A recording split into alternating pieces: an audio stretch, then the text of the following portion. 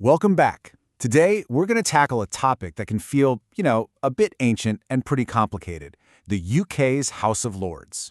But we're going to look at it in a totally different way, not as some big political battle, but as a really fascinating design problem. How do you design a government that actually works? So the whole idea we're exploring here kicks off with a central premise, a big what-if question that kind of reframes the entire debate about what Parliament's second chamber is even for. And here it is. If you take ethics away, what's left for the Lords? You see, the House of Lords is often seen, even if it's informally, as a kind of moral backstop for the country. So what if we designed a totally different, much clearer home for ethical thinking in government? What would that actually leave for the Lords to do? Now that sounds like a huge question, right? But the answer is actually way more practical than you might think. This isn't about tearing something down. It's all about focus. Exactly. The whole proposal isn't about getting rid of the Lords. It's about sharpening its purpose, really giving it a clear and, frankly, a much more defensible role for today. This slide just nails the point perfectly. On the left, you've got the big fear, right? That any change means weakening or even abolishing the whole institution. But the actual idea, over on the right, is the complete opposite. It's about making the House of Lords stronger by giving it a crystal clear job description.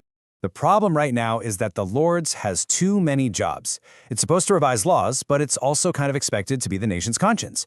And when it tries to do both, things just get messy. This quote really gets to the heart of it. The Lords has become this catch-all for tensions that probably should be handled somewhere else.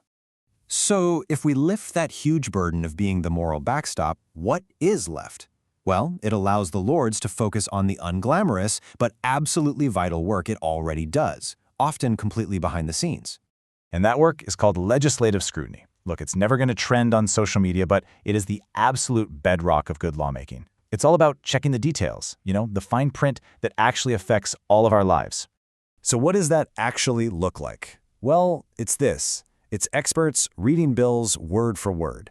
It's them using their real-world experience to see how a new law might just backfire. It's pointing out where the language is vague and forcing the government to actually stand up and explain itself. It is basically the quality control department of our democracy. And here's what's so interesting. An unelected chamber is actually uniquely suited for this very specific job. Why? Well, its members aren't worried about the next election, sure. But more than that, the chamber is full of genuine experts, scientists, doctors, former judges, people who bring this deep technical knowledge that most elected politicians just don't have. They can focus on one simple question. Is this law well crafted? Not, is it popular this week? Making this one change also has these positive ripple effects. By clarifying what the Lords is for, you actually start to clean up the entire political conversation. This quote really captures the problem we have now. Anytime the Lords raises some kind of moral objection, the whole debate instantly shifts. It stops being about the issue itself and starts being about the legitimacy of the people raising it. Who are they to tell us? It just becomes a total distraction. But if the Lords' arguments are framed on technical, practical, or constitutional grounds, all of that distracting noise just falls away. The debate then becomes about whether the law will actually work, which is a much more stable and, frankly, productive conversation for an unelected chamber to be leading.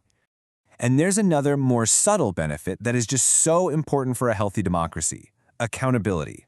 When the lines of responsibility are clear, it becomes much, much harder for the government to dodge ownership of its decisions. This slide shows that shift perfectly. The story on the left is one we've all heard. The government ignored the Lords. It's vague. Who's really responsible? But in the new picture on the right, the story is so much clearer. The ethical risks were laid out by the proper body, and Parliament then made a clear choice. There's just nowhere to hide. Of course, clarifying one part of the design doesn't solve the entire puzzle. This proposal doesn't magically fix every issue with the House of Lords, and it's important to be clear about what's still left on the table. And these are the big ones. These major questions are still there. How should members get in? Should a prime minister just be able to appoint them? Should their terms be limited so they don't stick around forever? And then the biggest one of all, should some of it be elected? And how big should the chamber even be?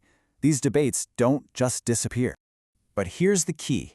By first defining the purpose of the Lords as a chamber for scrutiny, we can then have a much more focused and productive conversation about who should be in it. We'd stop arguing about legitimacy and start asking, who are the best people to do this very specific job? And that just reframes everything. We move the debate away from this entrenched ideological fight and we turn it into what it should be, a practical design problem about how to get the best possible quality control for our laws. So the takeaway is pretty clear. Separating ethics from review gives the Lords a clearer purpose.